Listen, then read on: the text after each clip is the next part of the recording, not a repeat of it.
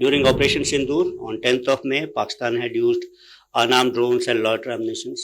None of them actually could inflict any damage to Indian military or civilian infrastructure. Most of them were utilized through a combination of kinetic and non-kinetic means. And some of them, in fact, could be recovered in almost intact conditions. Today, we'll be talking about drones and counter-UAS systems.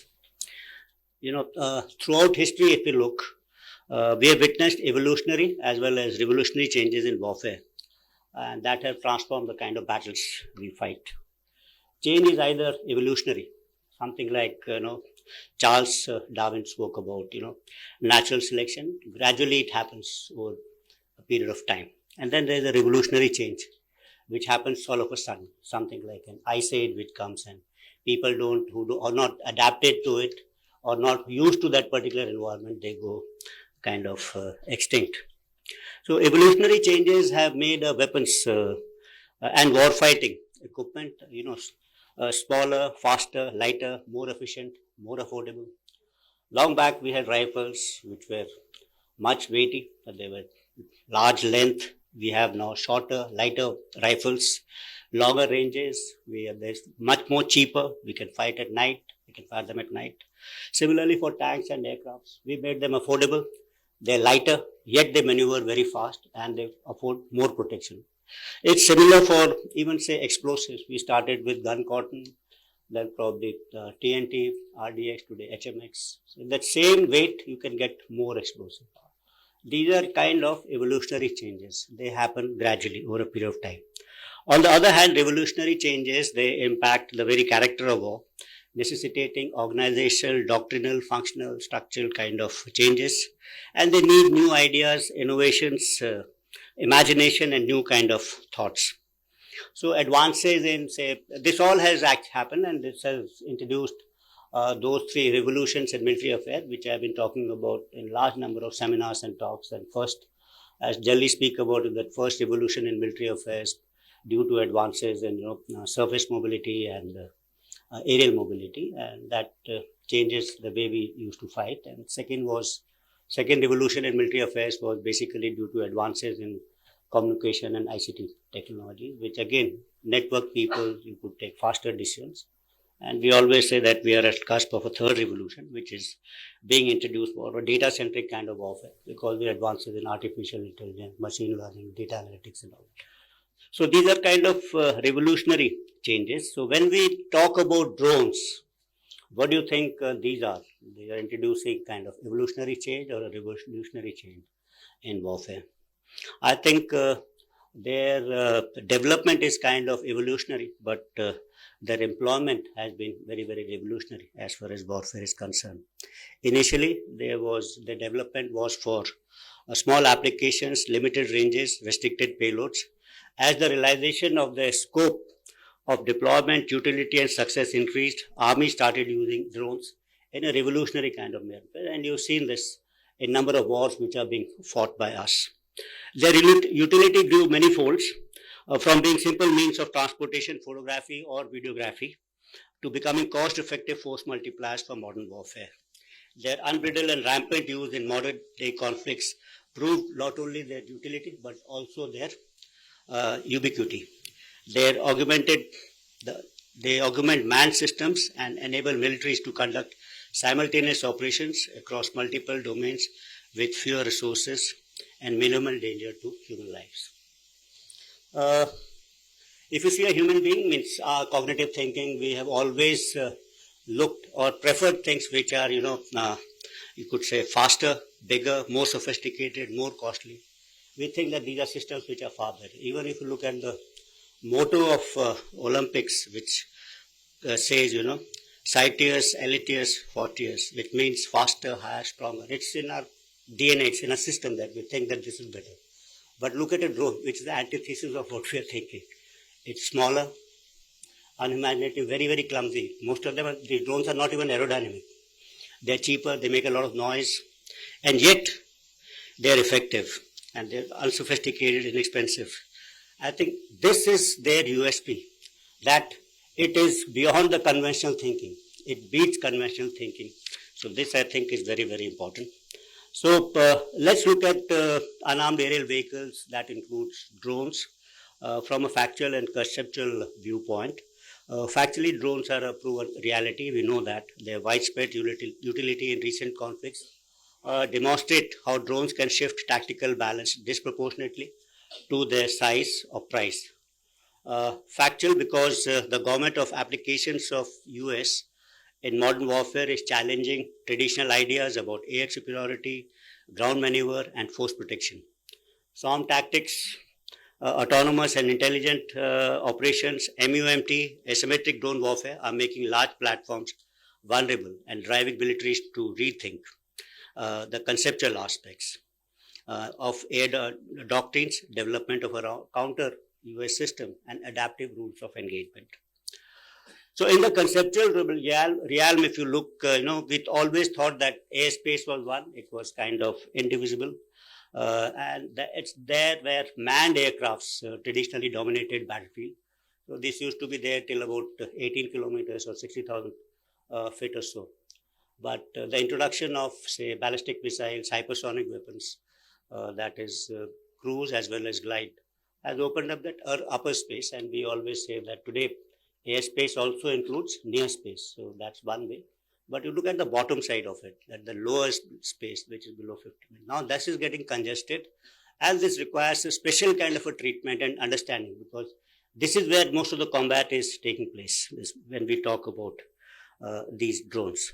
So the need of the hour is to develop capabilities to harness this lower airspace gainfully through utilization of force multipliers like US systems, and at the same time dissuade the adversary from doing so by developing a robust counter US systems.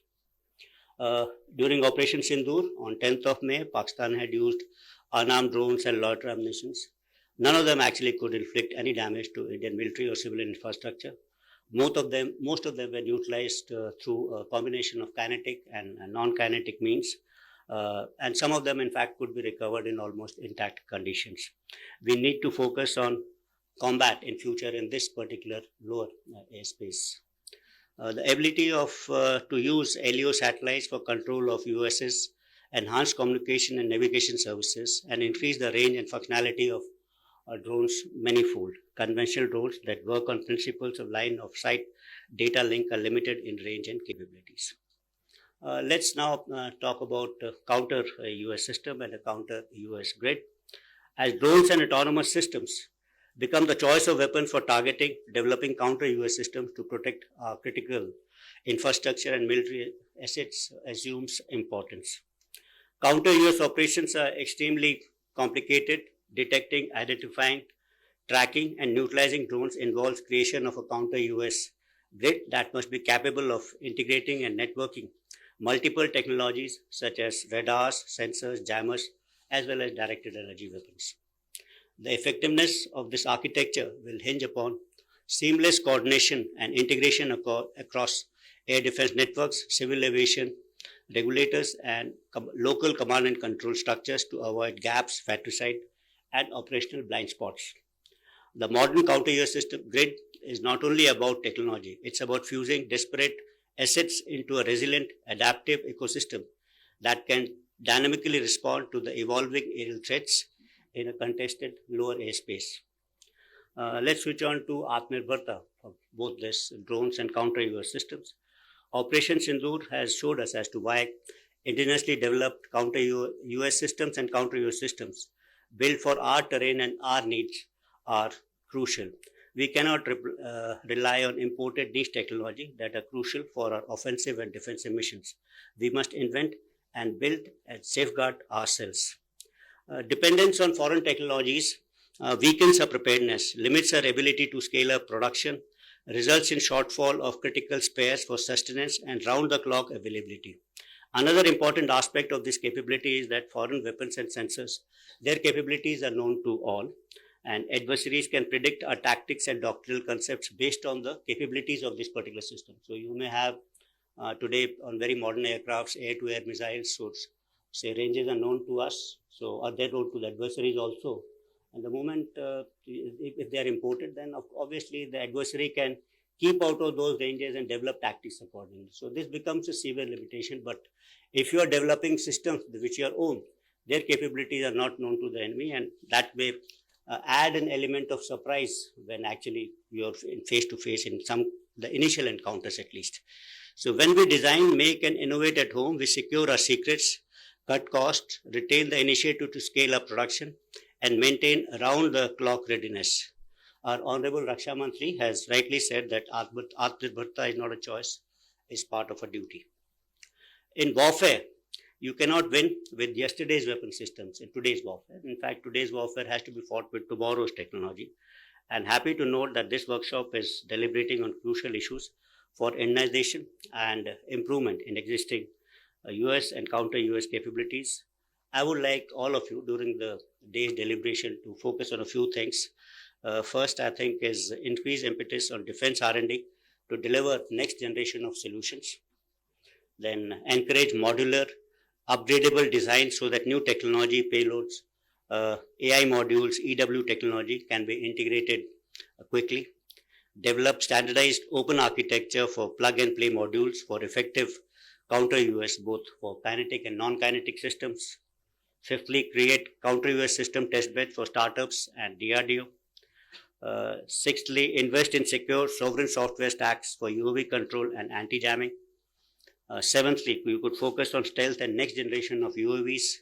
And last and not the least, develop a long-term vision roadmap for SON drones, drone carriers, MUMT, direct energy weapons, artificial intelligence powered counter US systems, etc. And so towards the conclusion, I would say that this one-day workshop being organized by the Office of Scientific Advisor to CISC in collaboration with CENJOS is a much-needed steps towards evolving strategy to make India self-reliant and future-ready in counter-US and US technologies. I'm also very happy to note that the exhibition is being organized on the sidelines of this workshop to provide an opportunity to the industries to showcase their products to the users. I wish all the participants, speakers, organizers the very best for an unprecedented success for the workshop come exhibition, and look forward to a feedback to institute further and necessary improvements. Then I will have a small little submission. This third particular session, I believe, can be renamed as Challenges in Indianization of UAV Components, rather than talking about problems envisaged by users to the use of imported components in the UAV. That would not be a correct kind of a message. Thank you, ladies and gentlemen, for a very, very patient hearing. Thank you.